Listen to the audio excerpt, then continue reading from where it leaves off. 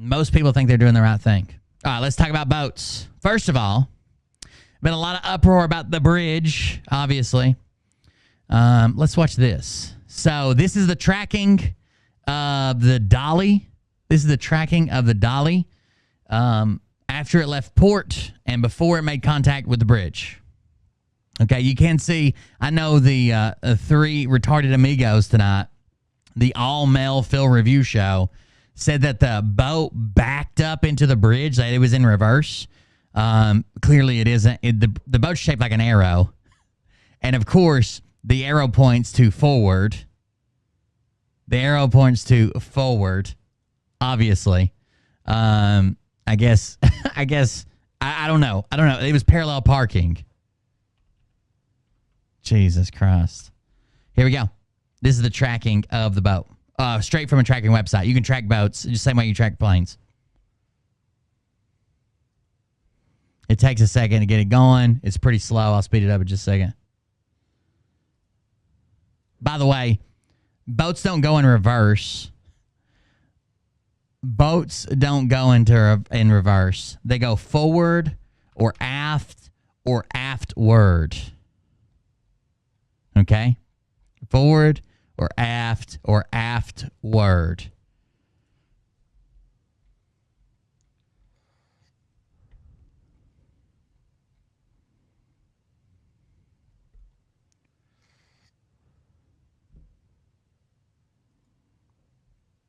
Let me close this. I'll speed it up a little bit.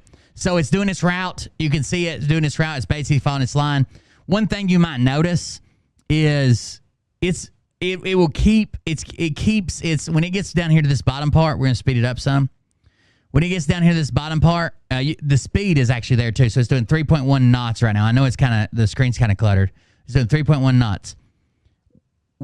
When it gets down to this bottom line, it'll keep its nose more north than the direction it's going. So let's say it's going this direction, right? It's going straight up and down on with my hand on the screen.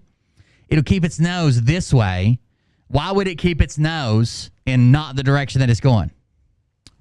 Why would it keep the nose of the ship and not the direction it's going? They have a southerly wind that is catching them and blowing them to the south. So boats are not like cars. It's going to take a second to get a handle on. Boats are not like cars, so they have to apply pressure in this direction to go this way when they have a wind or a current or something that's pouring them in the wrong direction. 3.4 knots, 3.8 knots, 4.1 knots. Okay. See, the nose is not in line with the actual direction it's going. It's tilted a little bit towards the top of the screen.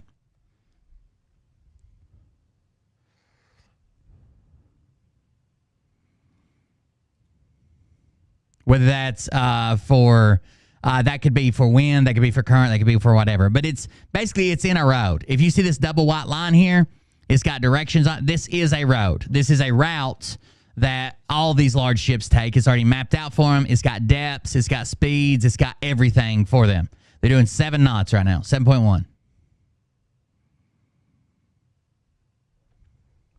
It even has their heading on it.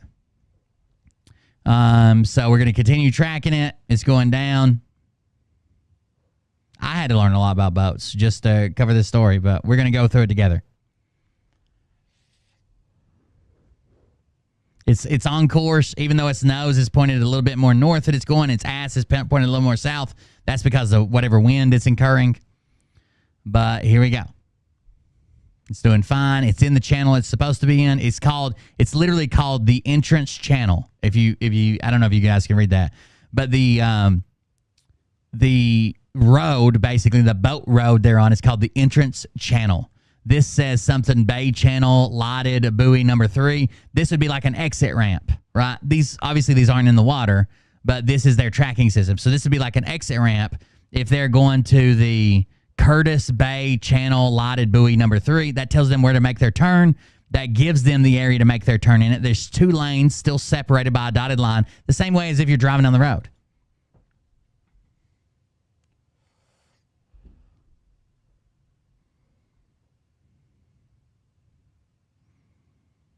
All right, here we go. For some reason, they're 8.2 knots, and they seem to be getting off track just a little bit, right? They seem to be crossing this middle line. Now, that middle line would basically be like the double yellow line that they should not be crossing while driving down the road. Right? That while they're driving down the road. They're crossing completely over. They're basically headed into oncoming traffic now. Okay? They're basically headed into oncoming traffic. They're still turning. Now, if they're not under power here, they're dead in the water. They're slowing down because we were up over 8 knots. Now they're down to 7.5 in just that little short time. They did have their nose facing upwind, and they were doing fine in their lane. But if they lost power, they're being pushed the same way that we could tell the wind was coming from. When we look at them here, and their nose is more north than it should be, that tells us that something, the water, the channel, the wind, something is pushing them south. They're fighting against it. Now, when they lose power down here, start making mayday calls, they're being pushed down from that same wind, current, whatever it is.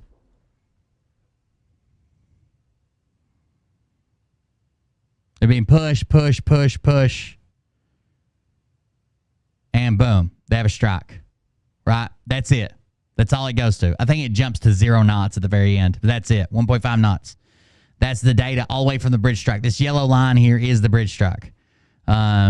Electric tower lights. I was trying to see. I thought there's somewhere on here that says the bridge name.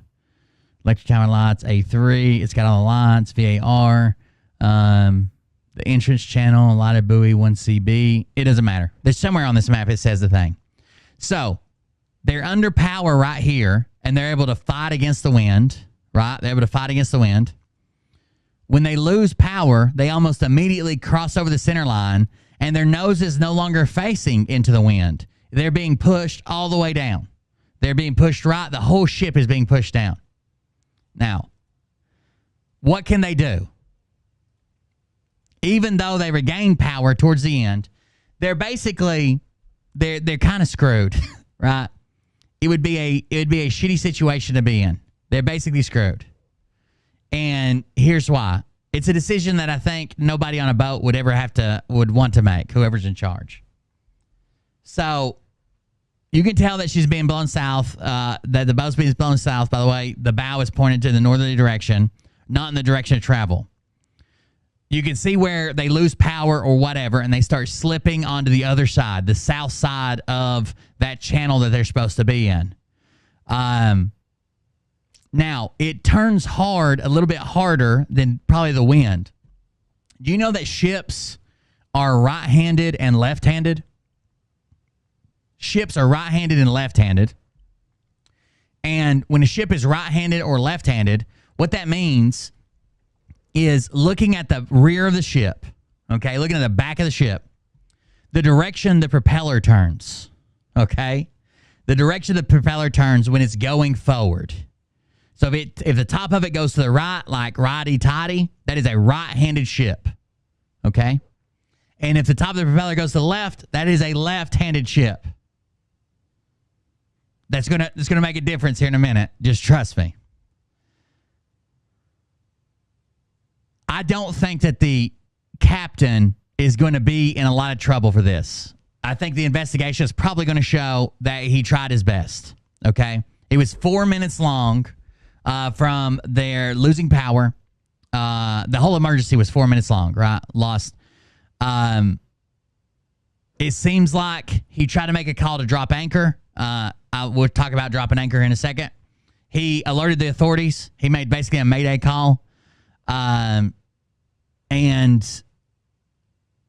did everything he could. Now, I think that we're going to probably find a maintenance issue with the motor, the engine.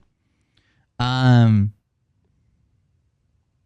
think that's what we're going to end up finding, is a maintenance issue with the engine.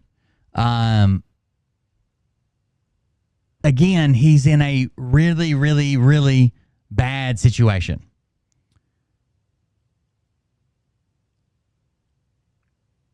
Hold on. There's a post here that I wanted to read, if I can find it.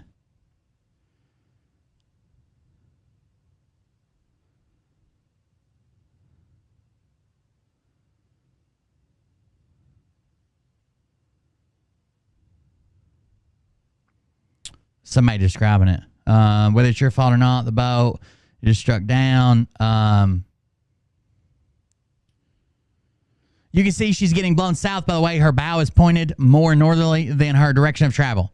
You can also see where she loses power and starts very slowly slipping to the south of the channel. And when she regains power, it seems to me, throws it in reverse, which causes an aggressive turn to starboard, southerly, from the prop walk. Why would throwing it in reverse cause a turn? Well, because of the direction of the spin of the propeller and the vacuum that's created. We're going to go over that in just a second. What a nightmare to have to make that decision. Do you override every instinct and go forward, hoping to correct with steerage, and potentially have to explain why you scraped alongside without attempting to slow down? So if they would have kept their speed up, they would have been able to steer better. A boat steers with the rudder in the rear, correct? If they would have kept their power up, if they'd have kept their speed up and not dropped anchor and not went in reverse, they would have had more authority to steer. When a boat goes, when they throw all their engine power aft, not only do they stop a lot of water that's going over the rudder that gives them their steering authority, right, their ability to steer, they also create a vacuum in front of the rudder. We'll watch a video in just a second. Do you override every instinct and go forward hoping to correct the steerage and potentially... But wait till it get hard. She gonna be like, damn, shit, my God. Those barrels like with NASCAR, Blue State problem. Happy Easter. Thank you very much. I appreciate it. That was the, was that Glory Hole Warrior? Thank you very much. Out in Texas. Happy Easter. Get off your keister. Thank you very much for the donation. 2 6-packs. Texas Glory Hole. Do you override every instinct and go forward, hoping to correct with steerage and potentially have to explain why you scraped alongside without attempting to slow down? Or do you throw it in reverse, which will potentially cause a slower but direct hit? And that's all with the uncertainty if you'll even still have power in 30 seconds to continue whatever maneuver you choose. Now, someone else comments on that and says, this is the perfect description. I think the investigation will find that the captain did everything right. 4 long minutes of the emergency, dropping the anchor, calling for his tugs, alerting authorities. Imagine being on the bridge with an increasing feeling of horror as nothing works out. Watching helplessly as a ship drifts into the bridge and then the bridge collapses. The disaster had effectively occurred days, weeks, or months ago when maintenance was deferred. The disaster already occurred at least in part because of the bridge design considerations of the harbor policy, for example. Maybe there should always be tugs present near a bridge. Maybe bridge pylons, caissons should be surrounded by more protection, maybe 50 yards of rock, because I'm aware of the enormous mass of such a vessel. It's easier to armchair quarterback this.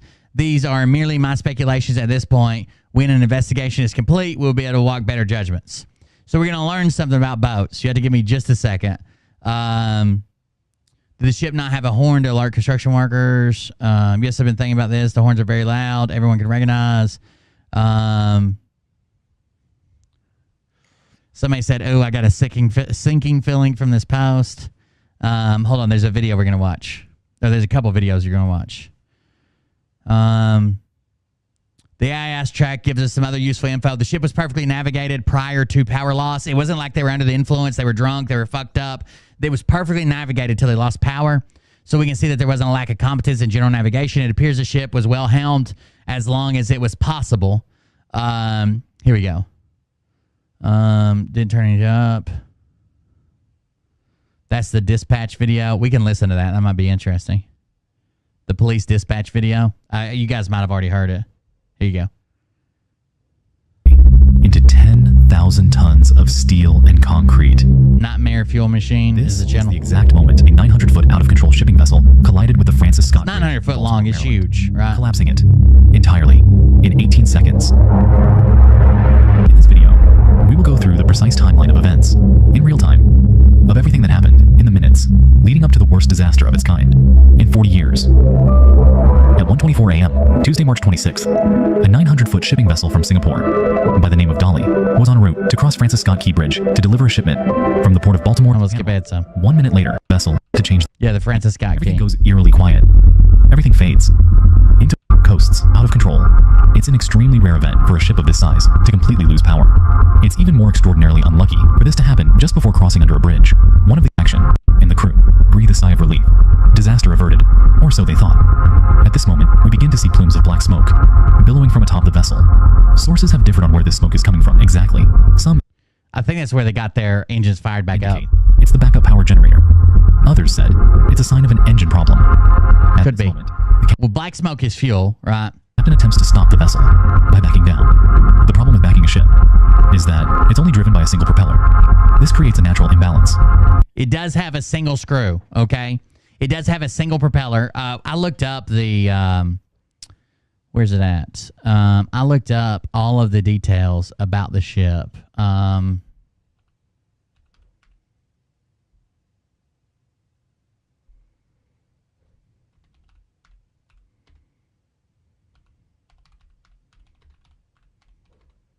I don't know if I kept it open, but I'll grab it. It's 91,000. It says it's a Neo Panamax container ship with an overall length of 984 feet, a beam of 158 feet 2 inches. Different depths, like its riding depth, its molded depth, its summer draft. Those aren't important to us right now. Her container capacity was almost 10,000 containers, almost 10,000 20-foot containers. It is propelled by a single low-speed 2-stroke crosshead diesel engine coupled to a fixed pitch propeller. Okay, the propeller's pitch never changes. Her main engine is a 9-cylinder MAN and BW 9S90ME-C9.2 unit manufactured by Hyundai Heavy Industries under licenses. Is rated for 41,480 kilowatts or 55,000 horsepower at 82.5 RPM. So these engines make a ton of power and a ton of torque at super low RPMs. And that's how they ship them so efficiently on fuel. It only runs at 82.5 RPMs. Her service speed is 22 knots, 25 miles an hour. For maneuvering in ports, the Dolly has a single 4,000 horsepower bow thruster. Electricity is generated on board by two 5,150 horsepower and two 5,900 horsepower auxiliary diesel generators. That's for electricity. And it causes the ship to start careening, veering off in one direction. Even though the ship was coming right down the middle of the channel, a second episode of sudden loss of power after the captain had already engaged the reversing propeller means the ship is now deadlocked. It is now careening uncontrollably. So they had a second loss of power after he already went in reverse. Okay, a second loss of power after he already went in reverse is what they reported. Towards the right side, steering the ship right into the bridge's column. Realizing what's happening, the captain drops the port side anchor, which is at the left side of the ship, in a final Hail Mary attempt to correct course and end. He does try to drop the anchor after he loses power the second time, which isn't great. This nightmare. Sadly, the captain's desperate attempts to save the situation in a cruel twist of fate were to no avail, as the ship headed straight towards unmitigated disaster. All right, let's talk about right-handed and left-handed ships and why this matters. This is something I had to learn, so you're going to have to learn it too. Why does this matter? Especially when ships have reverse thrust. There you go. This is from the Casual Navigation Channel. A real thing. You might not believe me, but actually they are. Of course, we're not talking about left or right-handed in the conventional sense. What we're actually referring to is the direction in which the propeller turns. Looking at a ship from astern, you'll know that the propeller would be spinning to power the ship ahead. From this angle, if it's spinning clockwise, we say that the ship is right-handed, and if it's anti-clockwise. So they stopped traffic, and literally a cop was just saying that he was going to go get the construction workers off the bridge when it collapsed. The next call, he says that it completely collapsed. The construction workers could have been alerted earlier, possibly by their foreman, but they were all on break and sitting in their cars, which are parked away from the actual site, like down the bridge. They're all sitting in their cars. So the cop was going to go tell the construction workers after traffic had stopped. He even said it on the radio or whatever that he was going to go tell them, and that's when the bridge collapsed. Then she's left-handed. An easy way to remember it is to think about which way the top of the propeller is moving. If it's moving to starboard or to the right, the ship is right-handed. Obviously, with a controllable pitch propeller, it will always be spinning in the same direction, no matter if the ship is going ahead or astern. So it does not, this ship, this is another thing I read, it has a fixed pitch. You cannot change the pitch of the propeller. If you have an adjustable pitch propeller, your propeller always turns in the same direction, right? You just change the pitch to make it reverse, okay? You just change the pitch to make reverse. What wake are you expecting to see from a ship this fucking big? Like, it's not a speedboat at the lake. I mean, what wake are you expecting to see? Anyways, it was, if you have this is a fixed pitch propeller, so it literally has to turn the propeller in the opposite direction. If it spins this way for forward, it has to spin this way for reverse. It cannot change the pitch. Do you realize how big the ship is? So when you're looking from this footage, you think you're going to see the wake of a 1,000-foot ship? This ship is over 1,000 foot long. You think you're going to see the wake from this angle? You would literally have to have a camera on the ship to see anything behind it. Anyways, they can't change the pitch, so they have to reverse their propeller. See whether she's right or left-handed, based purely on propeller rotation. With a fixed pitch propeller, when you go astern, you need to make the propeller spin in the opposite direction. Got to turn the opposite direction. When you change the direction, you've not changed whether it's right or left-handed. You still reference only... It's almost impossible even to see the rear of the ship. their head rotation when talking about right-handed or left-handed ships. Even though you make the propeller spin anti-clockwise to go astern, she is still right-handed. So even though you have to spin, let's say, a right-handed ship with a fixed pitch propeller, even though you spin it left, technically left-handed, to go reverse, it doesn't matter. It's always when the ship's going forward. So why do we even care if a ship is right or left-handed? Actually, it has a huge impact on how the ship will handle. It even has an impact on smaller boats, so like, you know. See, I wouldn't even thought about this. Like, depending on which way the fucking propeller turns makes a huge difference in how it handles, especially in reverse. When he reversed it, check this out. Yacht and things like that. Even for those, it's important to know if she's right or left-handed. Unlike cars, ships don't have any brakes. If you stop the propeller spinning, she's going to continue running ahead purely under her own momentum. Of course, she will gradually slow down due to the... I don't even know. So it would produce a wake whether it had motors or not. So you're saying the ship wasn't even moving? Like when we literally see it run into the bridge, it wasn't even moving? The bridge moved to it or what? Because even if it had no power, it was just... So the ship never moved. Is that the argument? Resistance of the water, but that's not much good if you're approaching a berth and trying to stop in a certain position. To stop, you actually run the engine astern. This is where right or left-handedness of a vessel... Okay, so to stop, you don't have brakes, and it takes forever to coast to a stop, right? There's not as much friction, right? You have to use the water to stop instead of like road friction. So it takes almost forever to stop, so you run the engine in reverse, right? Or you change the pitch to go full reverse, but they couldn't change their pitch on this ship, so they're running their engine in reverse. Starts to have a real effect. A right-handed fixed pitch propeller will make a ship take a dive off to starboard when you run the engine astern. Of course, a right-handed fixed pitch propeller, when you throw it in reverse, will make the ship go to the right. A left-handed fixed pitch propeller, when you throw it in reverse, will force the ship. There's no question about this. This is not something that I would have thought about. When he threw it in reverse, if it's a right-handed ship, it forces the ship right. If it's a left-handed ship, it forces the ship left. There's nothing you can do to change it. If you're expecting it, you can use that to help you get the ship to go where you want it to.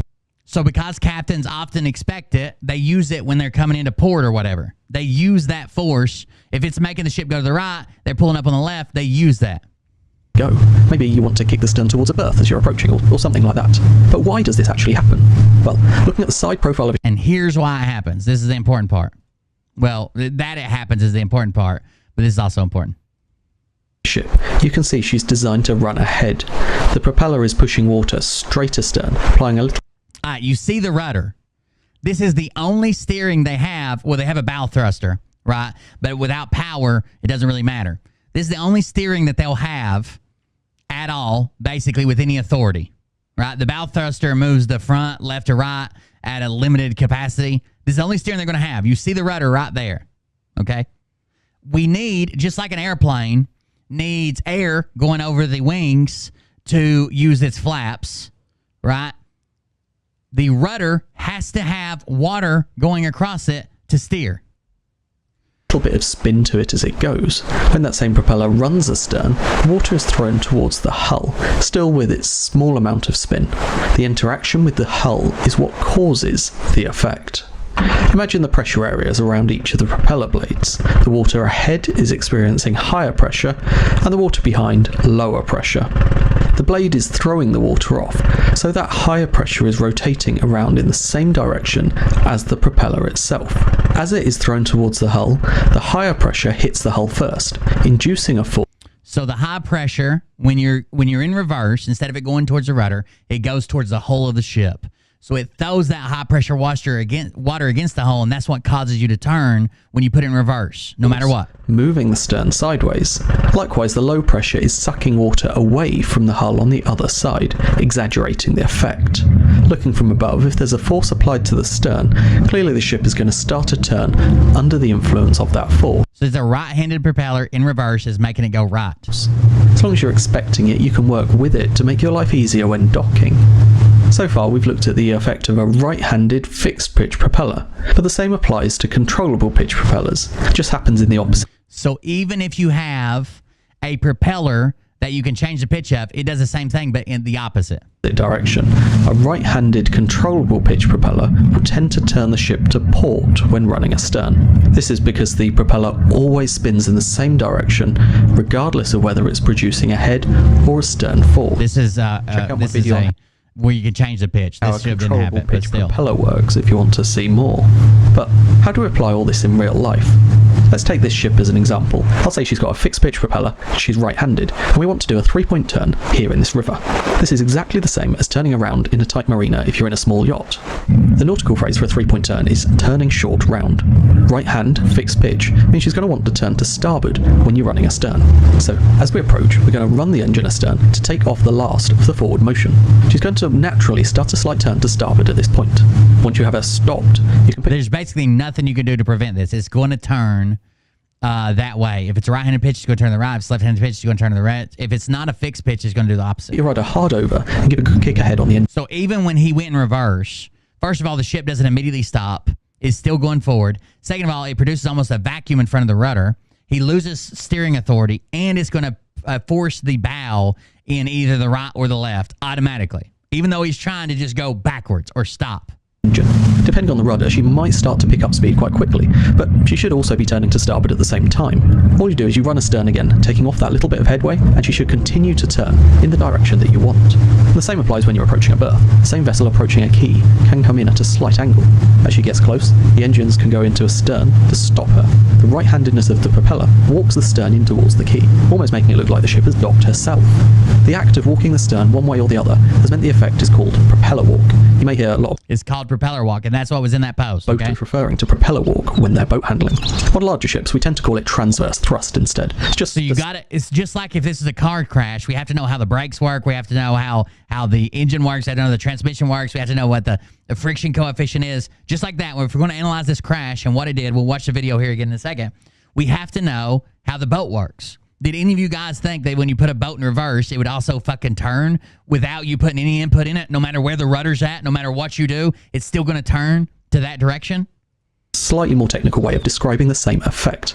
So next time you're on a boat and somebody tells you that she's left-handed, you'll know that they're actually being serious. And that brings us to the end of today's video. Hopefully you found this topic interesting. For more like this every other Friday, be sure to subscribe right here. Okay, so what about stopping the ship?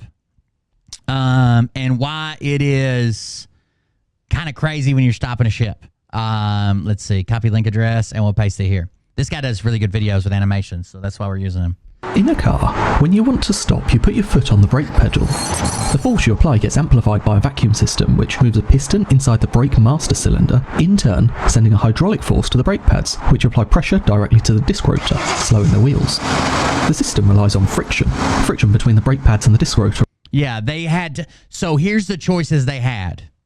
Not try to stop the ship at all, not even slow down, and hope there's enough water moving over the rudder to steer and not miss the bridge, and miss the bridge, even though you're fighting a wind and stuff, right? Or to try everything they could, which is what they chose, to stop, and they're going to lose their ability to steer. They know they're going to be forced in the right-hand direction. They know that they're going to lose steering authority, and they know there's a chance they may not get stopped. Plus, the engine cuts out. If the engine cuts out again, once they regain power, if the engine cuts out again, they lose the ability to stop, right? That's the only way they got to stop it, was with the engine and friction over a long time. So they really had a shitty choice. If they would have not chose to try to stop and try to steer, and they'd hit the bridge, they would have been like, why the fuck did you try to slow down? You didn't even try to slow down, right? And if they try to stop, they're like, well, why didn't you just fucking steer through? You were under power. You have your rudder, right? You didn't lose rudder authority. It's like your rudder. Why didn't you just steer through? And friction between the tyres and the road surface. That friction turns the kinetic energy from the moving car into heat energy, increasing drag in the same way you can with friction in a car. Instead, we have a number of different techniques that we use to slow down ships. First, you can cycle the rudder. Moving the rudder between hard to port and hard to starboard increases drag. The technique relies on moving the rudder without inducing a turn. So have you ever seen this?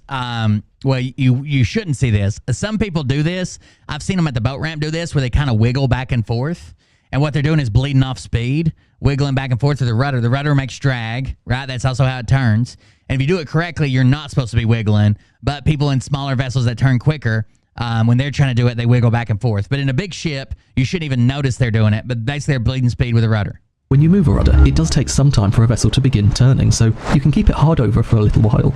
As soon as the turn begins, though, you turn the rudder hard the other way. These relatively rapid rudder bleeding off speed, the term high-frequency rudder cycling. It slows the ship using only the additional drag created by the rudder itself. Developing that idea further, we move on to low-frequency rudder cycling. We actually, you're going to find out from this video, I know some of this stuff is boring, but you have to know this to even be able to talk about the crash. This is why I hate fucking people that become experts all the time. I didn't know this shit. We actually don't even stop ships. We plan ahead to where the ship is slowed down by the time it gets to where it's going. You just watch. The idea is you do induce a turn. You want the vessel's drift angle to increase your drag. You'll get the vessel swinging 30, 40 degrees one way before returning to your original heading, reducing the engine power the whole time. As the vessel's momentum is in this direction, the increase in angle leads to a huge increase in... So when the ship's turned, that increases drag rapidly slows it down more. Low-frequency rudder cycling can get a ship to stop within 5 or 6 ship's lengths. So, on a 300-metre ship, you could stop within a mile or so. Of course, if there are no restrictions with regards to sea room, the next development in stopping with the rudder is to simply go hard over and let it turn. Right? If you go hard over and do a full turn, obviously you're going to bleed off all the speed that was going straight because you're heading in the opposite direction, right?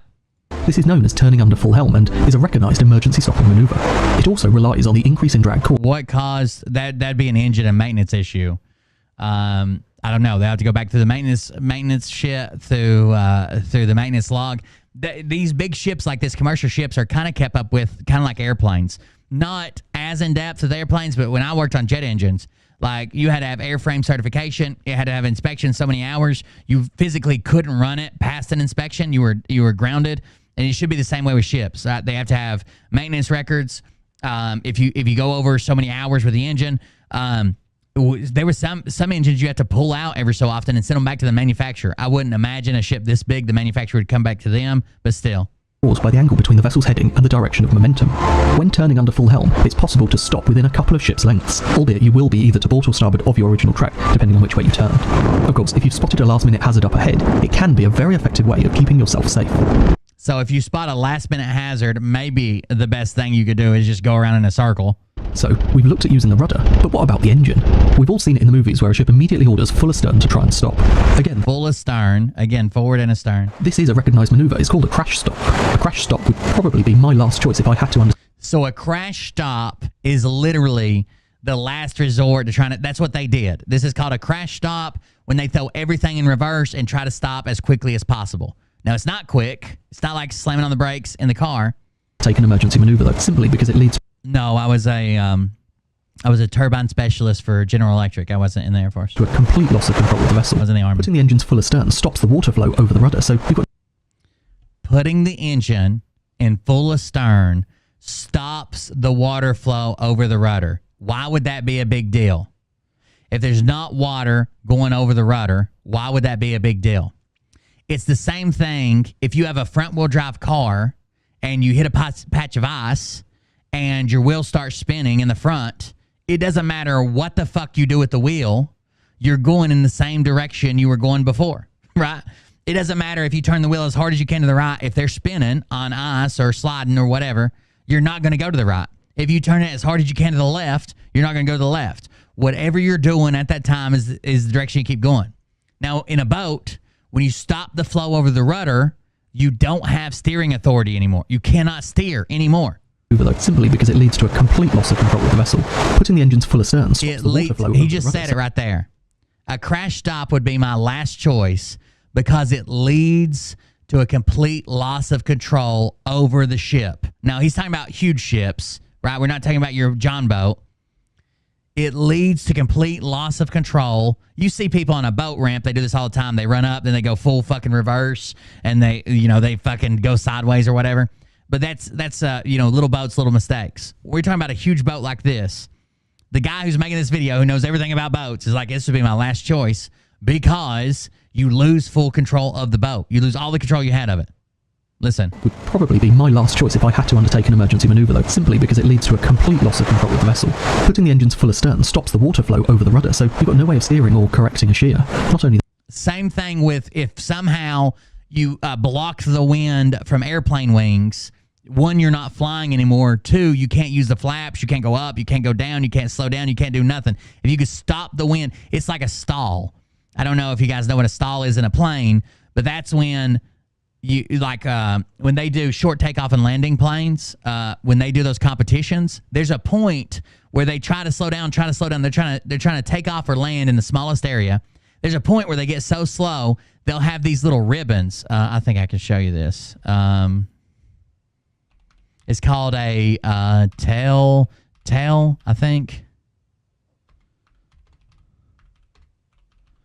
They'll do tests on planes for stall areas when a wing stalls out, so you'll know when your wing is supposed to stall. And let's see if we can find. Hold on. Wing stall. When an airplane stalls, it is because air stopped moving over the wing in such a way that, here you go, watch this. This is a stall on an airplane wing. Because air stops moving over the wing, it literally just starts to fall out of the sky.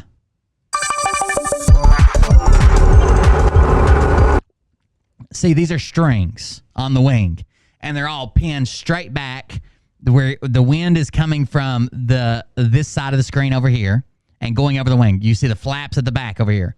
They're all pinned straight back. What happens when a plane stalls? He's going to stall it on purpose. See, they're starting to get turbulent. He's backing out of it, slowing down the speed, slowing down the amount of air going over the wing.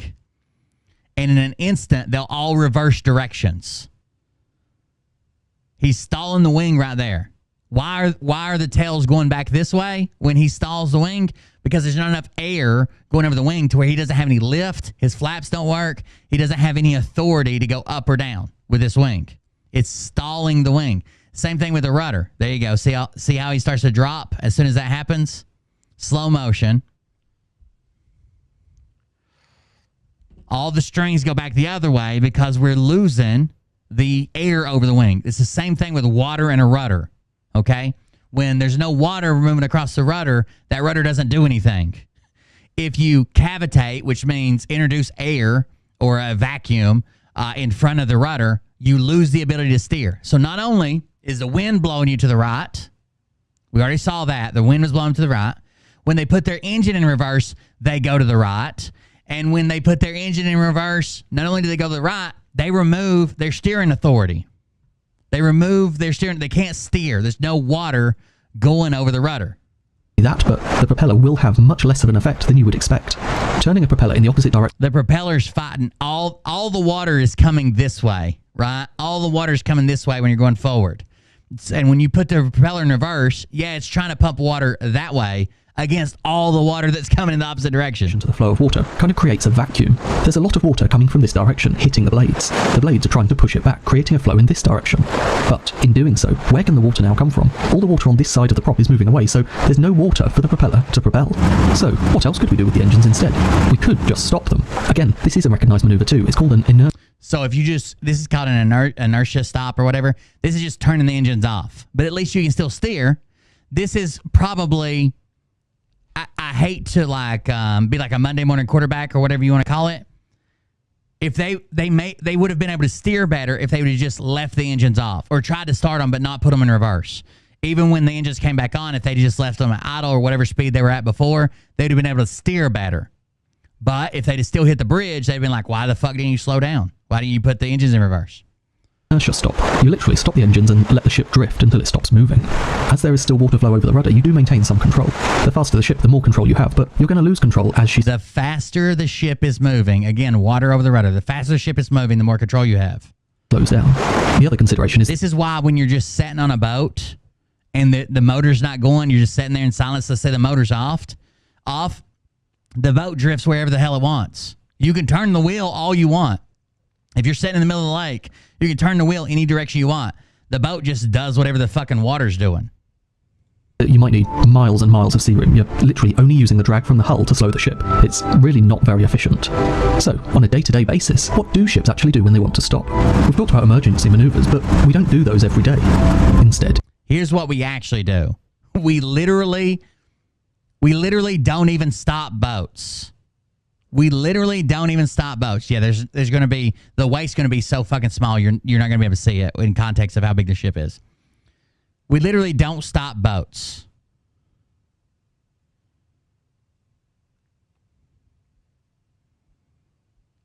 I would say that the rudder steering is on. It's probably electric over hydraulic, like an electric hydraulic pump. And they have electric generators, but their main engine is what stopped. Their main engine just spins the propeller. That's it. Anyways, we literally don't even stop boats. If you've never been part of a commercial vessel, you probably don't know this. But instead of stopping boats, what we do is we plan ahead to where when they get where they're going, they're stopped. So miles and miles and miles away, we'll tell them, oh, you have to go to half throttle. And then they might come 5 more miles. You say you got to go to slow throttle.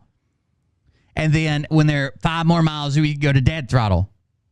So instead of planning on boats to stop, we don't even do that, right? We slow them down miles and miles and miles away. And that's what this map is here for. It's showing our lane, and it says you can go full ahead till you hit here. Then you go half ahead till you hit here. Then you go to slow ahead till you hit here. And then you go to dead slow ahead till you hit here. That way, by the time it gets there, we don't even stop boats, and people online are expecting this boat to stop on a fucking dime. We've already talked about bow thrusters. What we normally do is known as a controlled speed reduction. It involves a lot more planning ahead, but the idea is you maintain full control of the vessel the whole time. Crossing an ocean, you would be travelling at full sea speed. A good few miles before manoeuvring, you would start to reduce speed, initially dropping the engine to full ahead. This would be marked on your passage plan and is part... So I don't know these speeds on a boat, but it says full ahead, half, slow, dead slow, standby, stop. I don't know, standby is idle. I don't know. And then you have the same thing for a stern, which is reverse, right? Dead slow, slow, half full. Part of the voyage planning process that navigators go through before every passage. As you get closer to your destination, you'll have planned points for speed reduction the whole way in. So it's kind of silly to expect a boat to stop before it hits a bridge. Sage should know, I guess, all of this. He was in the Coast Guard. But you expect a boat to stop before it hits a bridge online. Like, why didn't they stop? Why didn't they throw out their anchor? Why didn't they put it in reverse? Why didn't they turn? But people don't even know how this boat fucking works. And we don't even stop boats usually. We just have them slow enough to where they're ready to stop by the time they get here. The idea is that there's one more thing I want to show you. To reduce the power a small amount. You keep the propeller running ahead, maintaining the flow of water over the rudder. So you keep the propeller running ahead instead of putting in reverse, so you still have steering, right? So you still have steering. You full control over the vessel the whole time.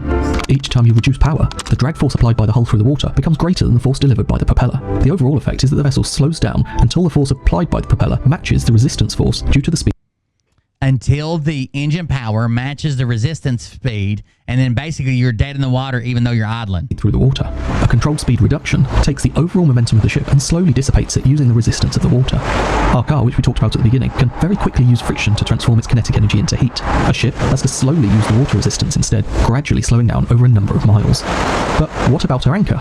Well, we actually covered that recently, so check out that video. That's the last thing we're going to watch. Well, there's 2 more videos we're going to watch. Why didn't they drop the anchor? Well, anchors surprisingly don't work well at all. And here's a video on this. The truth about anchoring huge ships. This is how I learned all this. I don't care if you're bored. You have to know about this to even talk about how the ship ran into the bridge. The USS Missouri drops an... Do you remember the film Battleship, where the USS Missouri drops an anchor and appears to perform a handbrake turn? Well, there's boatload of artistic license in use there, and the reality... So basically, in that movie, they dropped a bow anchor and they basically did like a U-turn, right? They busted a U-turn. Anchoring large ships is somewhat different. They did drop anchor, but it was probably useless. That's what we're going to learn here. He dropped the left-hand anchor, which is the port anchor, I guess, to try to bring the front of the ship back to the left. Because we can see in that tracking, they were going right. And even when he put it in reverse, that made it go more right, and he lost the steering authority. So he tried to drop the left-hand anchor to pull the nose back to the left and miss the bridge. But it was probably useless, and that's what this video is about. Let's use this modern anchor as an example. It's a stockless or patent anchor and comprises the shank and the flukes. It gets its name because it doesn't have the stock that you would find on earlier anchors. This part here is the stock, which was used to keep the flukes pointing straight down into the seabed. The stockless anchor just uses a spread at the end of the flukes to stop it laying the wrong way. It lays... All right, so it drops down and kind of folds up, and then when you start pulling on it, these like teeth things come out. They're going to get me for the satanic thing. When these teeth things come out and dig in the ground.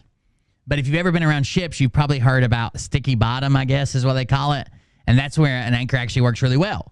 But most places, it doesn't. Flat, and when force is applied, the flukes bury themselves into the seabed. The seabed itself is critical to any anchoring procedure. Specifically, we're concerned about the nature of the seabed. Solid rock is pretty much useless. Apply force on an anchor resting on solid rock, and it's just going to slide along. Seaweed can have the same effect, creating a mat that the anchor just glides over. Swap the weed out for pebbles or sand, however, and the anchor has a much easier time digging in. So pebbles of sand obviously can dig down into The it. very best holding power, what you really want is something like soft mud. Anything that makes the bottom Sticky bottom would be like soft mud. That actually has some benefits, but it still takes a while to bury the anchor, get it to hold, and the whole time it's not like the anchor's like solid for some reason. That's why on smaller boats you just use a weight, right? And it's still you drag your anchor around, just the wind blowing. On a small boat on the lake, like if you have a John boat, you have a heavy ass anchor you drop, it still blows you around and drags the anchor. nice and sticky. Not only is the anchor itself going to dig in nicely, but the chain leading towards the anchor is going to get a good grip as well. That part is critical because a lot of the stopping force doesn't even actually come from the anchor itself. It comes from the friction of the chain on the anchor. I would have never guessed that. Surprisingly, with massive ships, it's not actually the anchor that holds them in place. It's the weight of the chain. With massive ships, when we anchor a massive ship, it's not even the anchor that holds it in place. It's the weight of the chain. The anchor is simply there to hold the end of the chain in position. It allows the chain to lay flat along the seabed before rising up to the ship.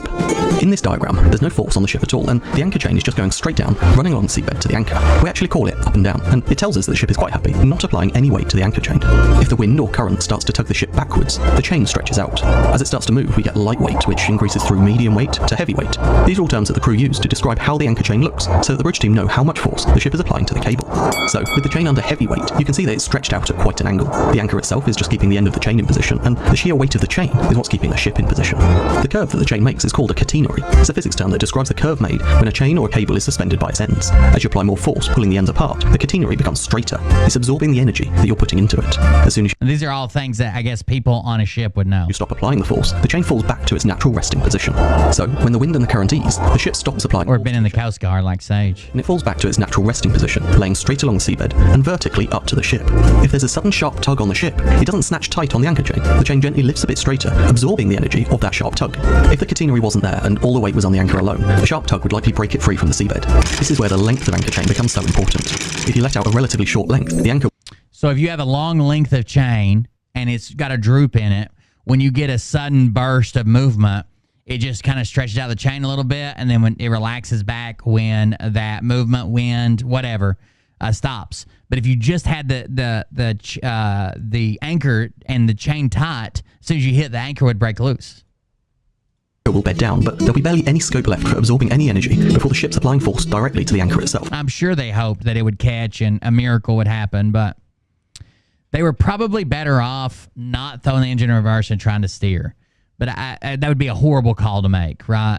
Like we're losing power. It cut out once. Let's say we're gonna hit the bridge. We've got to do something. Do we stop or do we try to keep our speed and steer? One of the two, because you can't do both. If instead you let out lots of chain, it's going to take a huge force to pull it tight before breaking the anchor free. But if it takes so much force to pull the anchor free, how can the ship ever get its anchor back? Well, when the ship isn't applying force to the chain, the windlass on the forecastle can quite easily start to heave. The ship uses its main engines to drive towards the anchor as she heaves. Eventually, she'll be in position directly above the anchor, continuing to heave on the chain. The end of the shank lifts, levering the flukes out of the seabed. The anchor is away. Now it's just a case of continuing to heave until the anchor returns home, with the shank safely inside the hawse pipe. Within the hawse pipe, there are powerful jets of water That's right. It's the horse pipe. to wash the anchor chain as it's brought home. When you see water running out of a ship near the anchor, that's all it is, just the anchor washer running. Following the anchor chain into the ship, we can see the machinery at work. The chain leads up the hawse pipe, over the windlass, down the spurling pipe and into the chain locker. Within the chain locker, it's attached to the ship at the bitter end. Now, did you notice these markings along the chain? So they have markings that I guess everything weird is weird about boats. So they have markers that basically, I guess the chain's like in 90-foot sections or something like that. And this would be one 90-foot section because it has one white link on each side. If it was two white links, that would be 180 foot. That's out. If it was three white links, that'd be 270 or whatever. Those are used to indicate the length of the anchor chain. Anchor chains are produced in lengths of 90 feet or 27.4 meters. The lengths are joined together by joining shackles. Each joining shackle is painted red, indicating the joint. Then white links are painted on either side of the joining shackle, indicating how many shackles it is from the anchor. The first will have one white link either side. No, it was, I think at impact, it was in between, was it in between 3 and 2? Hold on. In between 2 and 3 or in between 1 and 2?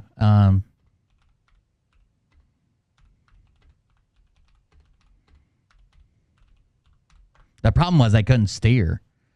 Then 2 white links, 3 white links, and so on. It's an easy way for officers to know how many shackles are out. In this diagram, oh no, this article says it did strike at 8 knots. I thought they had it slowed down. Shackles at the waterline. So there's 137 meters of anchor chain in the water. As we saw earlier, the more chain you have out, the better the holding power you can expect. So going back to the film we saw at the beginning, hopefully you can now imagine what would happen in reality. You can pay out the anchor chain and make 8 knots at the time of incident. It's approaching the upper speed of most tugs, certainly upper speed. Just below 8 knots. This one says 8.5 knots. I'm guessing it won't come out in the investigation, but it seems like it was around 8 knots. Until we get a grip on the seabed. The chain will I thought it was slower than that. More and more energy the whole time. Then one of 2 things will happen. Either it's going to absorb enough energy that the ship will come to a gentle stop, or more likely, it will absorb some energy. Then the chain will pull too tight, and the anchor will jump out to the seabed and start bouncing along. The ship would literally be dragging her anchor. And that brings us to the end of today's video. Apologies for the delay since the last one. So there you go, the anchor portion of it. Now the last portion of the video. He actually did a video. I didn't even see this till today. But he did a video on the actual key bridge. Like, this guy knows what he's talking about. For whatever reason, he's very well versed in this. So let's see what he has to say about the Francis Scott Key Bridge and the Dolly. At around 1:27 in the morning of the 26th of March 2024, the Singaporean-flagged container vessel Dali collided with the Key Bridge, which carries Route 695 across the 2.5-kilometer span of the Patapsco River in Baltimore, Maryland. The impact caused a chain reaction, leading to the bridge's complete collapse within seconds. So what happened? How could a ship so easily collapse a bridge that stood in place for almost 50 years? Throughout the evening of the 25th of March 2024, the container vessel Dali was alongside her berth at the southern end of the Seagrip Marine Terminal, which is a massive facility in Baltimore capable of accommodating some of the world's biggest ships. The Dali, for example, is around 300 meters long, with a gross tonnage of just under 100,000 tons. Late in the evening, she completed the final checks for departure and was ready to get underway for her next passage towards Colombo. Yeah, but what I'm saying is, I mean, you can expect to see what you want to see, but what I'm saying is if the ship's 1,000 feet, we're probably 5,000 feet away. So your argument has to be if you don't see a wake, your argument has to be that the ship wasn't moving. The bridge was moving, I guess, then, because they contacted each other, right? And the argument is there's no wake, then the ship wasn't moving, because anytime it moved, whether it had power or not, there would be a wake. Even if God pushed it, there would be a wake if it's moving in the water. So what is the opposite argument of there wasn't enough wake to support this? That it was just sitting there and the bridge hit the ship? Sri Lanka. It was a lovely evening with light winds from an east by north direction and minimal tidal flow as it was approaching low tide. Shortly after midnight, now on the 26th of March, she made fast 2 tugs, one forward and one aft, and with their assistance came bodily to port off the berth. Once she had opened to a ship's width or so from the quay, she came ahead on her engines to get some water flow over the water and prepare for the turn to port towards the main channel. As the speed picked up to 3 or 4 knots or so, the 2 tugs lay alongside her on the port side and just ran with her as she completed her turn. By 1:10, the turn was complete and Dali entered the main channel, at which point the tugs were stood down. So that's when the tugs release. Okay, it pulled it all the way around this turn.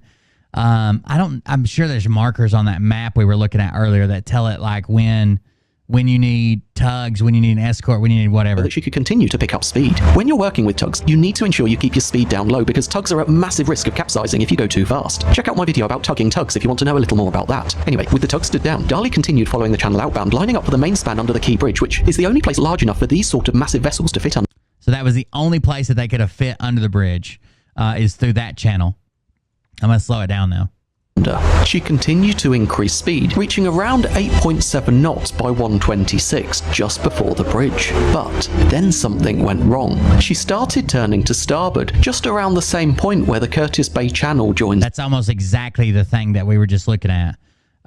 The Curtis Bay Channel. I said something else, but it must have said Curtis. The main channel. But why? Were there some interactive effects maybe? For example, if your starboard bow is no longer subject to pressure from a bank, it could cause a turn to starboard. If that did happen though, the ship's bridge is full of professionals who are more than capable of correcting it with some engine and rudder movements. So was there something else stopping them? If, for example, the ship suffered some sort of power failure at that point, you would expect it to veer off under the effects of interaction at exactly the position where the underwater profile of the channel changes, like where another channel joins from the side. Either way, regardless of a reason for leaving the channel, at that point the crew knew there was a serious problem. The tugs that had been stood down from the earlier maneuver sprang back to life and started heading back towards the Dali at full speed. But unfortunately, it was just too late. She was now so close to the bridge and carrying so much momentum that there was nothing anyone could do. At 1:29 local time on the 26th of March, she struck the southern tower, which just didn't stand a chance against more than 100,000 tons of vessel and cargo travelling at 7.5 knots.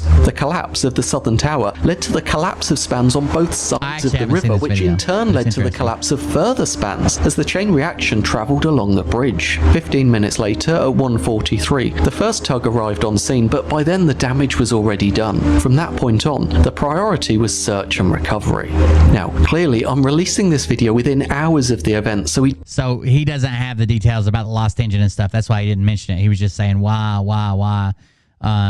Was it this channel? Was it the engine? Was it this? Was it that? This was from 4 days ago. Don't yet know how the story will end. We also don't have all the facts yet, so everything I've been through is just my interpretation of what I've seen based on the information that's been released to the public. The cause of the turn to starboard is unknown, but interaction effects could be the reason behind it if there was no way for the crew to counter them. A blackout could be a reason for the crew being unable to counter the turn, and it would explain why the tugs responded before the ship hit the bridge. That could also explain the plume of black smoke you can see in news reports, and the lack of exhaust smoke coming from the ship at the moment of impact. As I say though, at this point in time, we just don't know, so I encourage you all to keep an eye out for the official report when it comes, so that we can all learn from what happened and attempt to prevent the same sort of thing happening again in the future. I mean, this ship right here is moving, right? Let's see what it looks like. I was just looking for ships that were going. See how big a wake it's got.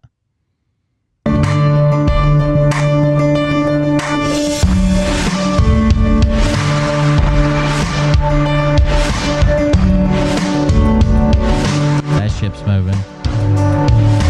Basically no wake, I guess. It's moving dead slow, but it's moving. That one's not moving. Look at all the tugs on that one. That one's moving like crazy. Moving through the channel. I guess somebody took a drone to the Panama Canal. Which would be cool. That one's moving, but it doesn't seem like it has much of a wake. Some of them, they're so fucking big, it's hard to even tell how if they're moving and how fast they're moving.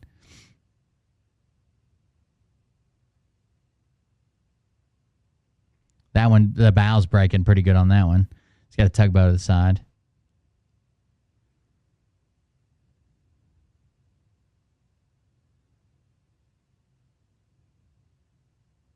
I think that one's moving. That one's barely moving. That one's going along pretty good. It's got a little bit of a wake at the top. That one's moving. No wake in the front. A little bit of the back. It's hard to tell what the tugboat's doing and what the actual boat's doing. There was a clear picture where they were separated earlier, where you could see the tugboat's thrust and you could see the boat's thrust.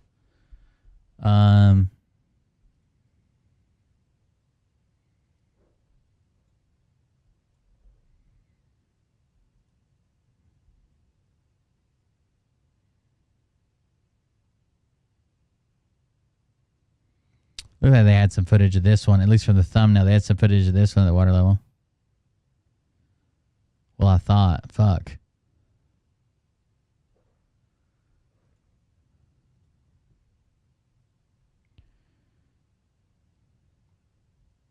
Everything about the Panama Canal is fucking crazy shit. While monster waves can't sink ships. Anyways, back to the bridge. I don't think it was an explosion. I don't think it was anything like that.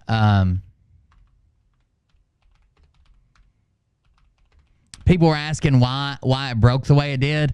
I think it broke in the joints. And we can see when we're watching that footage, we can see, okay, it broke at the joints. Now, you wouldn't put a joint over a pylon or whatever, right? You wouldn't put a joint somewhere that's already a weak point. You'd put the joints opposite of those, right? So where you have like a riser coming up out of the ground, you wouldn't put a joint there, right? That'd be a bad place for a joint. You'd actually make that the center or close to the center. And we even see some seesaw in action from the other sections. Hold on. So when we're watching this, I don't care about the audio. When we're watching this, the bridge seems to break at the joints. So every bridge has to have joints. The ground heaves, it moves, the metal heats up, it changes, the wind hits it. It has to be able to move. Bridges move actually quite a bit. So when we're watching this, we see the pressures applied from the boat, obviously. And it almost certainly starts to come down from here almost immediately. But we also get a break in between these two pylons, or whatever you want to call them. And it's right in the center of the two, right?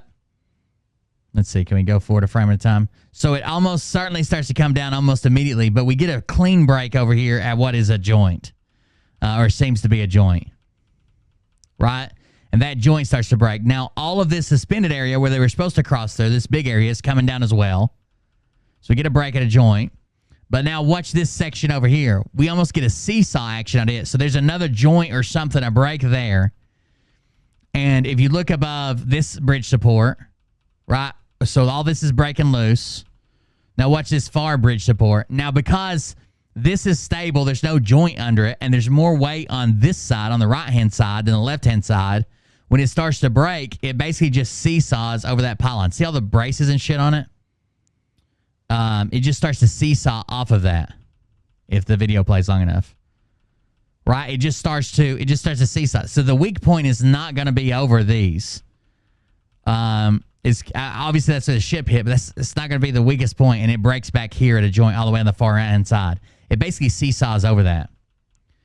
I wouldn't expect it to break right with that slow a speed of something. I wouldn't expect it to break right at the point of impact. Now, if a fucking fighter jet comes through there and hits it, I would expect it to cut it in half. But something that large and moving slowly and basically just pushing pressure on it, I would expect it to break at whatever the weakest points are, which has got to be near the joints, if not the joints.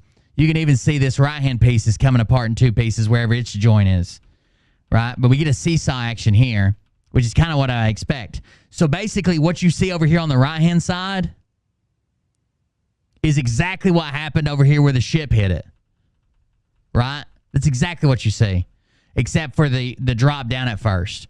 So we don't get a break right here. Instead, we get a break over here, and then we get a break over here, and it starts to heave over into the water. I don't think there's anything weird about this video. I don't know what type of invisible explosives they claim everybody's using, but that's weird. We see that. What are those, construction lights, or is that bridge lights? All right, let's play it.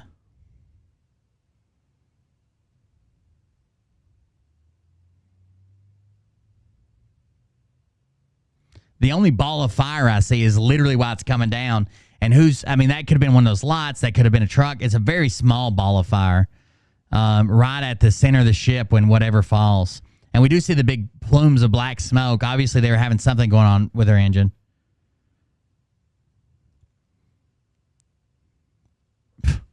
Of course. Look, I don't really care when all experts agree, but I find so I could break my leg, okay? And I could have every doctor tell me that I broke my leg and it needs to be in a cast.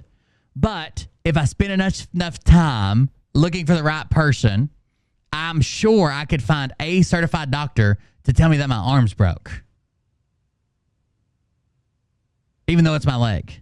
So when someone's like, oh, so-and-so had this person on and they're an expert and they said that this, but is that the consensus of experts, or is that just one that they sought out to say the right thing?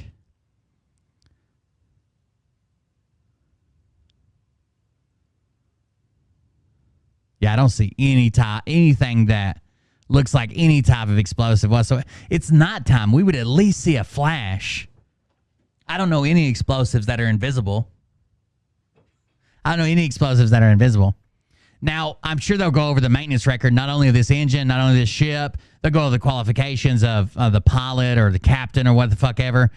They'll go through everything. They'll also do the same thing for the bridge. If you don't know, America's infrastructure is not in the greatest shape and hasn't been for a while. But I'm sure they'll go over all that with the bridge. They were doing construction on it, so. We don't know exactly why it was working hard. Potentially, the ship was put in reverse to try to slow it and get a new course. But the engine was working hard, and then we saw a blackout. All the lights on the ship went out. So all the ship lights went out again. So clearly it failed multiple times. A new course, but the engine was working hard, and then we saw a blackout. All the lights on the ship went out, and it looks like the emergency generator kicked in. The lights reemerged, but the emergency generator cannot slow the ship down. All it can do is restore the emergency fire pumps and lighting. So the emergency generator doesn't give you any power or steering authority, anything back except for your safety equipment. There's a fire or some shit. The ship continued to lose course, and the bow was pushed by the wind down into. If the dude went on Nino's show, yeah, he's going on Nino's show. It can't be great. To that column, and unfortunately it hit. We also saw there were it's awful. It's a tragedy. I really feel bad for the construction workers just there doing their job, right, in their vehicles on a break, and next thing you know they're at the bottom of the fucking water in their vehicles. It's horrible. Last time I read, they expected like all 6 of them were dead. At least they got the traffic stopped, I guess. I mean, it could have been a lot worse. It could have been the bridge was packed full of cars and they were stopped because of the construction, and there was no warning and no time to stop this or do that. It could have been worse. I think they'll probably end up changing. They got to come out with something. So I was in the Army. Every time that somebody fucked up something, got hurt, got injured, got arrested, got in trouble, killed somebody, they come up with a new rule. So I'm sure they'll have tons of new rules out of this. But again, that's playing catch up. It's horrible, but. There were no tugboats around. Usually, the Port of Baltimore allows the ships to get rid of the tugs before it gets near the bridge. But the ship likely did have. They may even change that. They may say you have to have a tug escort all the way out underneath the new bridge. That's clearly a bridge section right there. It looks like it just come apart from the roadbed or whatever. That's a bridge joint. A pilot still on board. So it sounds like there were a few steps taken before the generator kicked in. At what point do you make that distress call, and what can cause a ship to lose power? Well, It's got to be something with the engine maintenance or something, right? If they're maintained the way the aircraft are maintained and you have an engine failure, it's because like you fucking sucked a bird up into it or somebody lied, one of the two. Like the way aircraft engines are maintained, you shouldn't have a failing engine. Now, you might have an issue with the fuel, you might have flame out, you might have different things like that, but they're meticulously inspected and rebuilt probably 10 times short of what their lifespan is. Let's say their lifespan's 1,500 hours. You're rebuilding them at 150 hours. The most common cause of losing power is a crash astern. So if you did an emergency astern, I don't know that is what happens here, but when a ship comes into port, so when it's coming in from overseas, before it enters the port, it has to do a crash astern test. They make them do that because it is free. Well, that's interesting. I didn't know that either. So when an overseas ship comes in, they have to do the crash astern stop, which is what we saw earlier, where they throw it in full reverse and stop as quickly as they can. So they have to do one of those tests, apparently. Cause of a blackout. So they want to make sure that the ship does not black out when it goes full astern. I didn't know that was a common thing. Hold on, let's look that up. Apparently, he's saying they make them do the test because it seems to be they need to check to make sure that the ship doesn't black out when you go full reverse.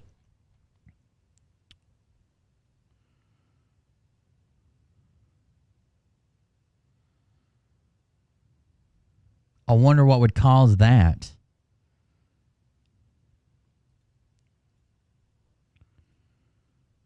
Blackout is one condition each mariner is familiar with and also afraid of. It is one situation. This is in 2021, so this has nothing to do with the bridge.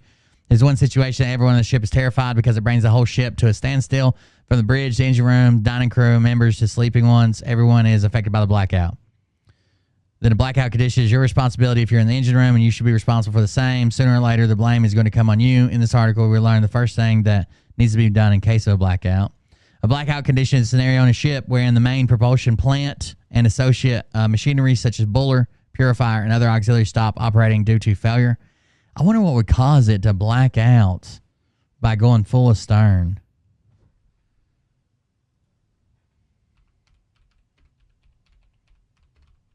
Apparently, it's so prevalent they make them test for it.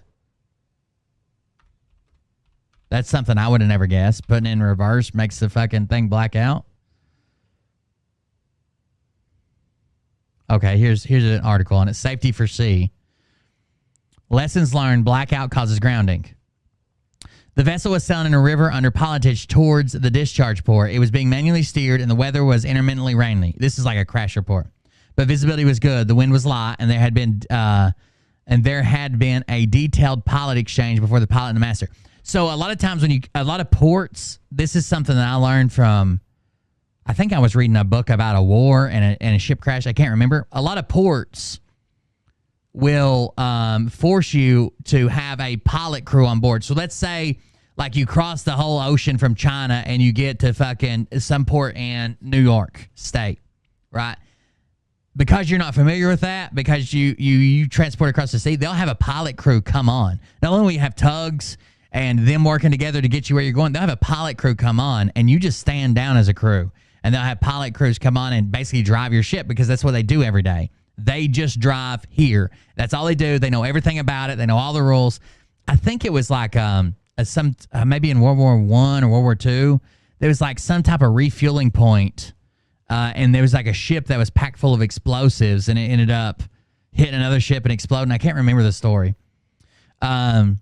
There had been detailed pilot exchange between the pilot and the master. The pilot was given a pilot card describing maneuvering characteristics, and he checked to confirm there was an anchor watch and forward, which was a requirement. So different ports can have different requirements for you coming in. The third engineer was carrying out his rounds on the fuel treatment area when he noticed excessive differential pressure on the fuel filter.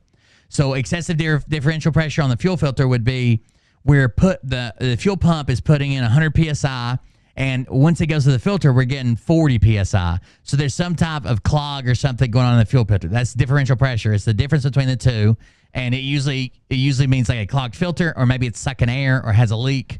And it says the third engineer was carrying out differential pressure on the fuel filter without consulting anyone. He decided to carry out a manual black flush after switching from one fuel filter to the other. So he's going to back flush the fuel filters to get the shit out of them. He moved the switchover lever only part of the way, which resulted in the fuel flow to the main engine and auxiliary engines being interrupted and leading to a total blackout. The chief engineer and the rest of the engine room watch acted immediately, but they were restricted by the fact that it usually takes 10 to 15 minutes to recover from a blackout. Holy shit. It takes 10 to 15 minutes to recover from a blackout. At the same time, the blackout of the vessel was altering course to port for a major turn of almost 90 degrees. There were no other vessels underway in the area. The master ordered full astern, but nothing happened due to the blackout. He realized that he had no engine control. The main engine revs were failing, and there was no steering control. The vessel still had some port rudder and was moving about 10 knots. In front of the vessel, there was some smaller vessels moored at the quay, whatever the fuck that is. The pilot ordered starboard anchor and dropped it, but it had no effect. The pilot ordered the fog signal to be sounded.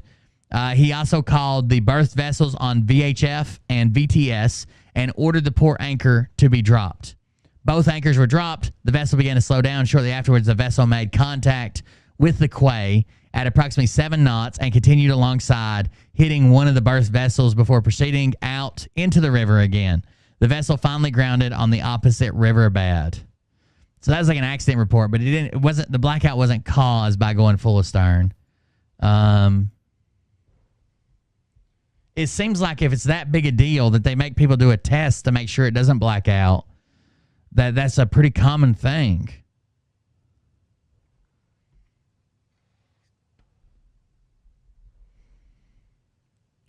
Blackout caused by grounding and collision.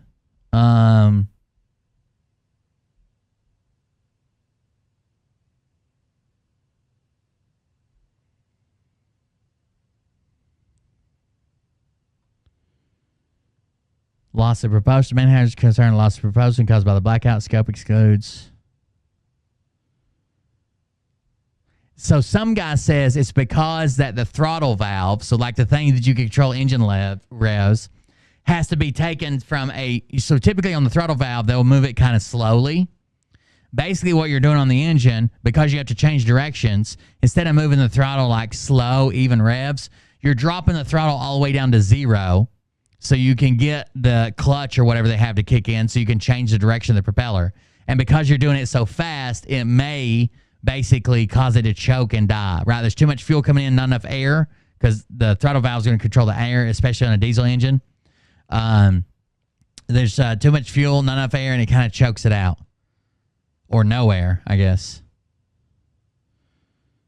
Turn across the current, use kicks ahead of the rudder, and find a spot, reducing the risk of propulsion loss. Estimate number of... Okay, let's do this. What's it called? Full astern blackout test, right? Or crash stop test. Ship crash stop. That's what he called it, right?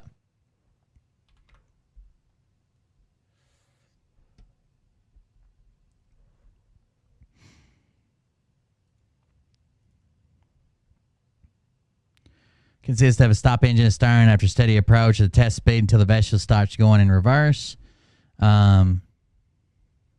Was a crash maneuvering of ship in emergency situation. Let's do this. Blackout test blackout. Sorry, Google's my friend right now. I don't want to get too specific because it'll just bring me a bunch of the fucking articles from the bridge collapse.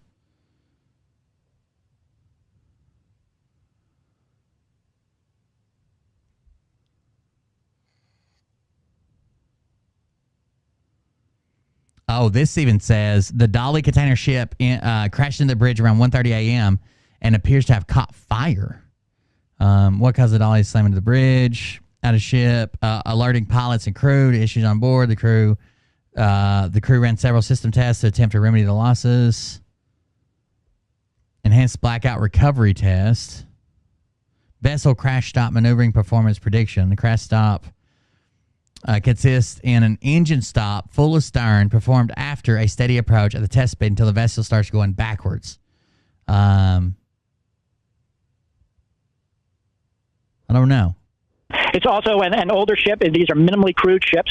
The ship likely has less than 25 people on board, and they're highly complicated. So any mechanical issue, electrical issue in the ship's engine room could cause a blackout. And speaking off camera, you mentioned a bow thruster. What is that, and how could it play a role in the? There's the bow thrusters.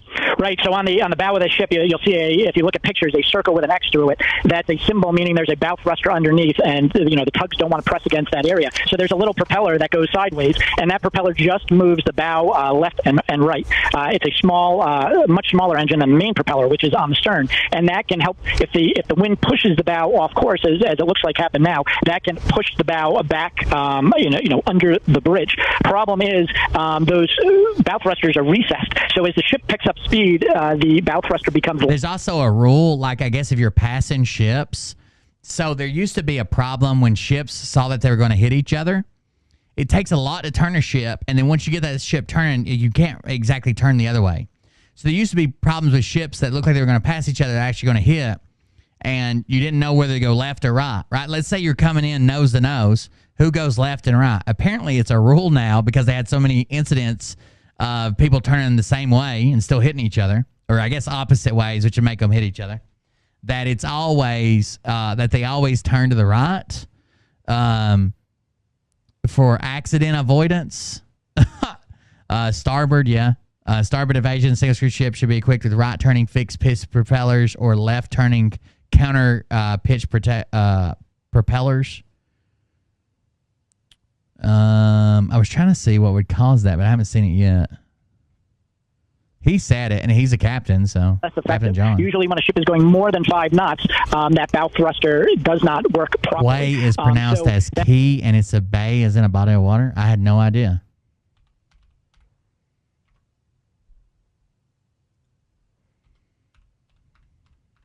Thank you. I learned something, I guess.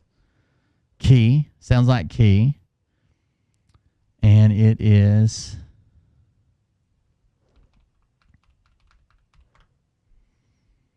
a concrete, stone, or metal platform lying alongside or projecting into the water for loading and unloading ships. A wharf, a quay, a staith, or a staith with an E, is a structure on the shore or harbor or on the bank of a river or canal where ships may dock to load and unload cargo or passengers. Such structures includes one or more berths and may include piers. That's what I would have called it, probably a pier. Warehouses or other facilities. Well, I guess they get pretty big if it's got a fucking warehouse on it. That could be another reason that they, went full astern to slow down to restore that bow thruster. But we don't know that for sure. It's just an educated guess at this point. And I have to ask you, this is also 4 days ago. What role do tugboats play in all of this?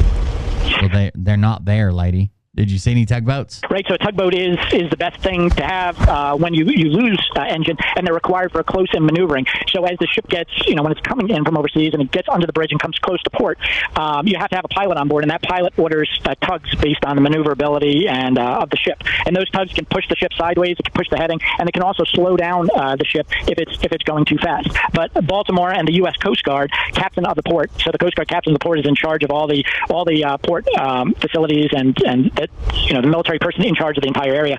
They do not require a tugboat under the bridge. If there was a tugboat there, a tugboat off the stern, usually you have 2, that could have slowed the ship down, and a tugboat connected near the bow could have pulled that heading away from the column. But tugboats are not required at this bridge point.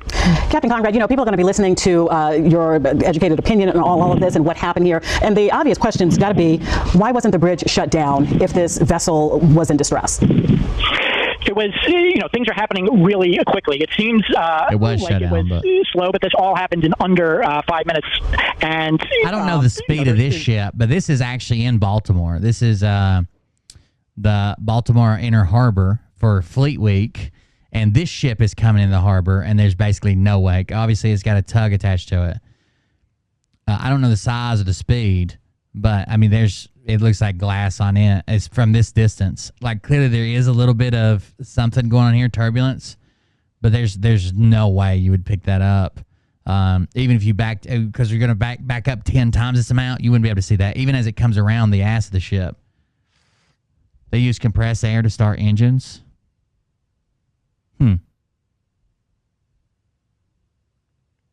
That's interesting. I guess it would be decoupled. That way it wouldn't be that big an issue.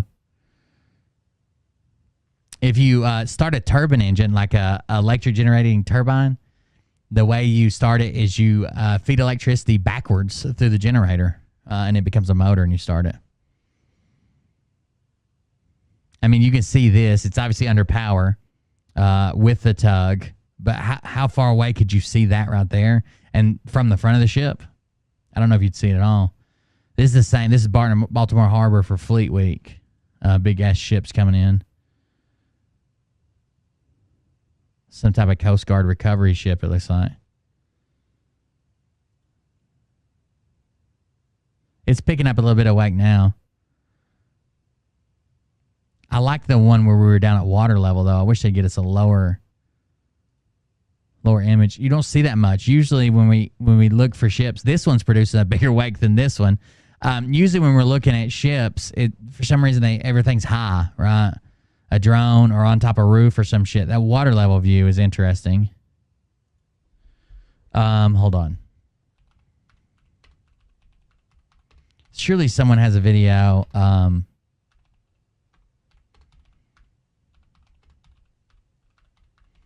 Surely someone has a video from that same camera. It'd be really hard to find right now because all the results are going to be from everything else. But surely someone has a video from that same camera, because obviously it's a security camera or some shit, of ships passing below that bridge. It'd be really hard to find in search results right now because everything's going to bring up the bridge collapse. But if that's a security camera, you think they would have...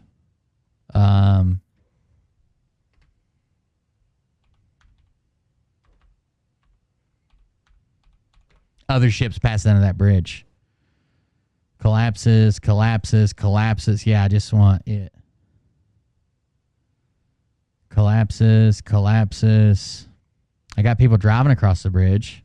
That doesn't really help me, though, does it? You think they, and maybe even nighttime, they would have a video of other ships in that size range passing under that bridge, and we could tell the difference, I guess.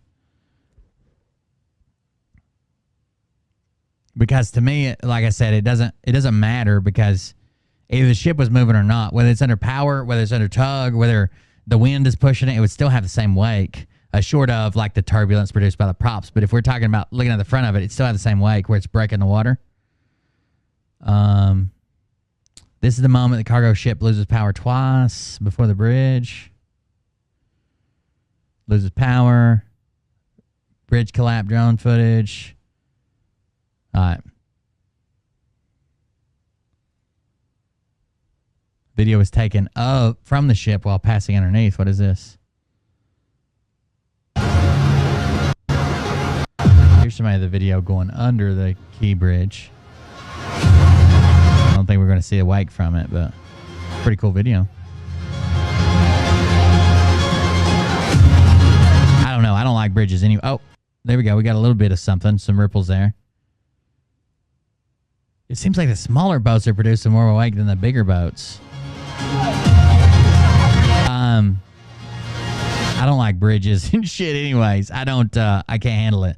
Like, they used to put so many goddamn, goddamn IEDs and shit. And culverts and bridges and shit. I still get nervous. Freak out.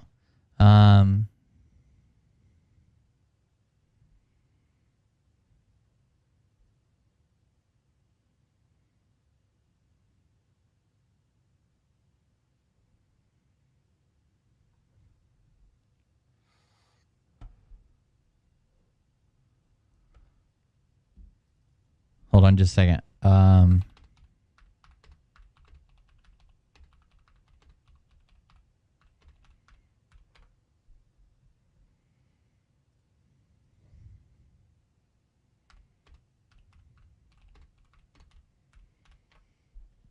It's like 9 miles an hour. Its top speed, or its cruising speed, was 25 miles an hour.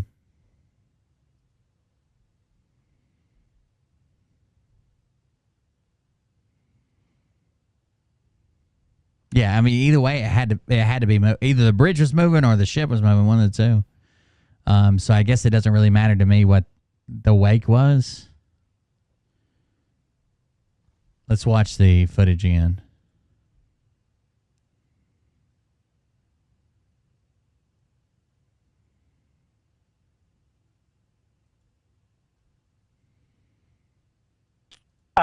Like it was slow, but this all happened in under 5 minutes. It was, things are happening really quickly. It seems like it was slow, but this all happened. Wait, I see a huge splash off the bow. Things are happening really. Whenever it gets there, you see that splash?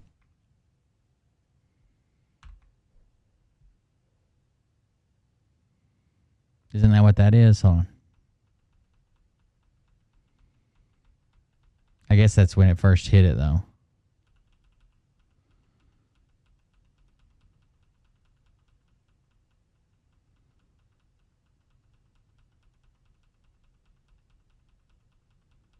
Everything goes off to the sides.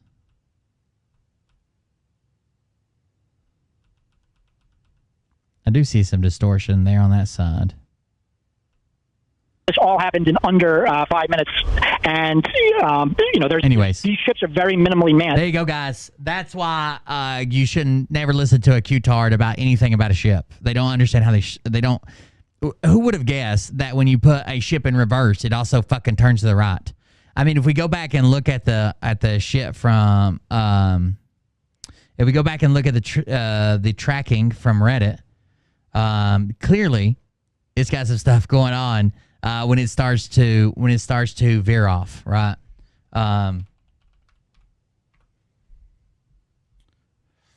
Here it is. When it starts to veer off, it had some issues going on, but they really were left with some shitty situation no matter what they did. It wasn't going to be great. It seemed like it was going to be bad no matter what. And they tried to do the best they could. They had a little option. And even when they threw it in reverse, it was going to go to the right. Right? Even when they threw it in reverse, it was going to go to the right. No matter what. Not to mention it's already being pushed to the right. They threw it in reverse, it goes to the right. The anchor probably wasn't going to do much. They lost the ability to steer when they threw it in reverse. So there you go.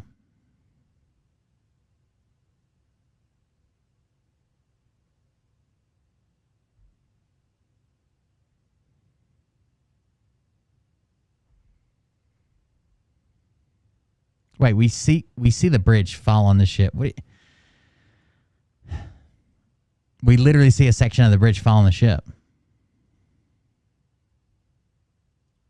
Things are happening really quickly. It seems like it was slow, but this all happened in under 5. It doesn't hit it straight with the front of the ship. It hits it from the side of the ship. So there's probably, I don't know, so many feet of the ship past the center of the bridge already. We see it fall on the ship. It doesn't go down any further. Right? It stays right there. And leans up against it. That's not a very good argument. It hits off to the, I guess, the right-hand side of the ship. So how much bow is already under the bridge? Slow, but this all happened in under 5 minutes. And these ships are very minimally manned. And it's still sitting there. They're required to speak English, but how well they speak English is not always. All right, here's the track-in video again.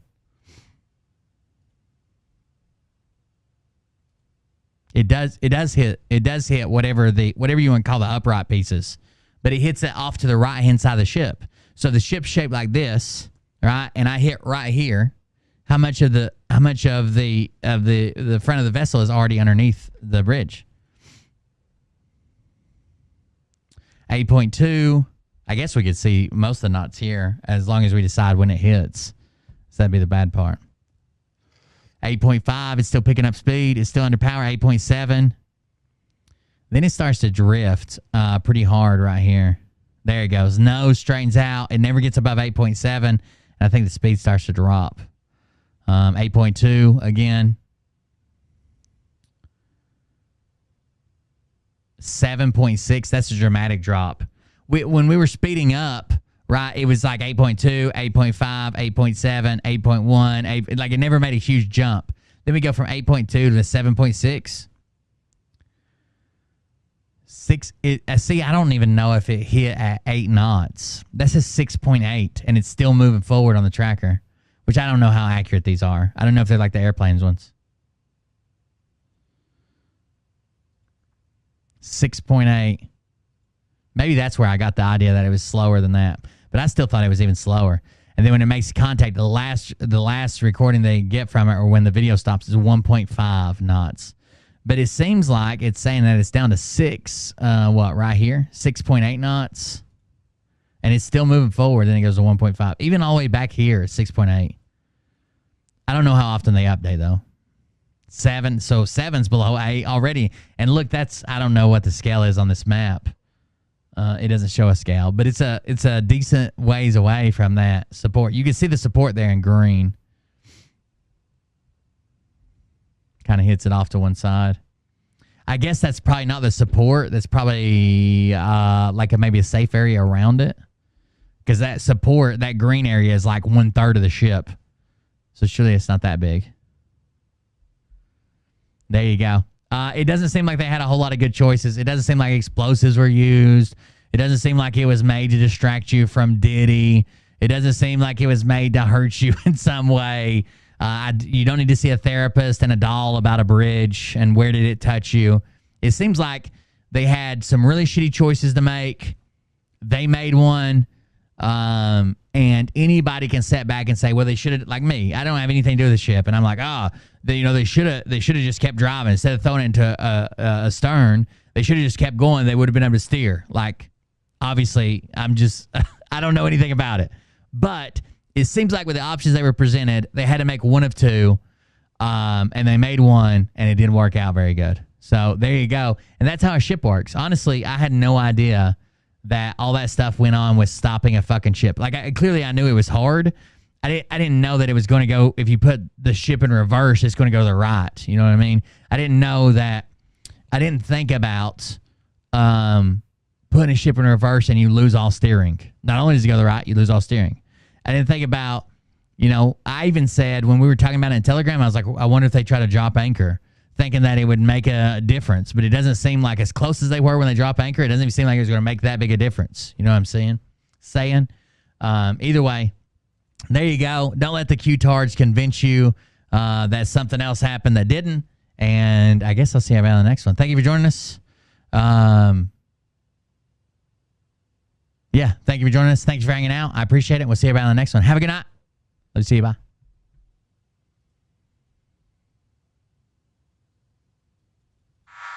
Thank you for the donations. I appreciate it. Support the show while we're offline at Cobra.fund. About if this douchebag happens to see this particular show, you don't have the fork and balls to call out the people on this planet by name and tell them exactly who they are and tell them the rest of the world who they are. You don't have the fork and balls. You don't have the balls. Okay, Scott. Here we go, I think I started some shit. Listen off, it's about to get lit. Get the place in the best, you know that stage is set. You better buckle up, cause you ain't seen none yet. Here we go, I think I started some shit. Listen off, it's about to get lit. Get the place in the best, you know that stage is set. You better buckle up. Have a good one, guys. Seen none yet. And they say that I'm a lunatic. Well, listen, bitch, I came equipped with a quick wit and a 6 cents for the stupid shit. Well, my true believer. Y'all need Jesus. Praise the Lord, head to the extreme. All these false fucking prophets who profit off of gossip. Worshipping drums, cocking, begging for a throat deposit. Swinging fucking meat hammers like fool in a thong. He's strapped to the shaft, eating his chest like he's King Kong. Starving for attention, I'ma make your gut burst. I'll be your huckleberry, I can quench that thirst. Baby eating lizard people, alien sex. What's next? Trump in a dress, fucking Flynn on his desk. A retard in a vest, climbing up 5G towers. Cause you told him if he did, he'd get fucking superpowers. Here we go, I think I started some shit. Piss them off, it's about to get lit. Get the place in the best, you know that stage is set. You better buckle up, cause you ain't seen none yet. Here we go, I think I started some shit. Piss them off, it's about to get lit. Get the place in the best, you know that stage is set. You better buckle up, cause you ain't seen none yet. I used to find clues too when I was high on shrooms. I found myself a tunnel that led to Jason Q's bedroom. Opened his closet, I found some of his meat rockets. I strapped it to my shoes and then I blew through the roof. I found myself in orbit strapped to an F-16, high on amphetamine with Trump in between. Put on a light coat of baby oil and saluted the troops. He tapped me on the shoulder and said, "This is gonna be it." Whoa, wait, stop. What? I'll get my files. Wait, what are you doing? Stop. Hold on. Fucking stop. Dude, come on. Seriously. My mom's an alcoholic. Give me oh my God. Damn it. Here we go, I think I started some shit. Piss them off, it's about to get lit. Get the place in the best, you know that stage is set. You better buckle up, cause you ain't seen none yet. Here we go, I think I started some shit. Piss them off, it's about to get lit. Get the place in the best, you know that stage is set. You better buckle up, cause you ain't seen none yet. Round 3. Down goes Nino. Please say it isn't so. Got him backed up on the ropes, trying to ram it down his throat. Now things are getting rocking, he was doing so well. It's all over, hands on his shoulders, they ringing his bell. You got Frog News Network doing no damn research. They rework and copy on Cox that came first. 9th inning, second string, and they acting like they know hitters. Ass on slow and bullshit and runs to the shitter. All this nonsense on my conscience, it's hard to sleep at night. Who the fuck is in my window with this time of the night? These parasites, these leeches, with all their secret meetings, teaching all you fucking cretins about baby eating heathens, believing in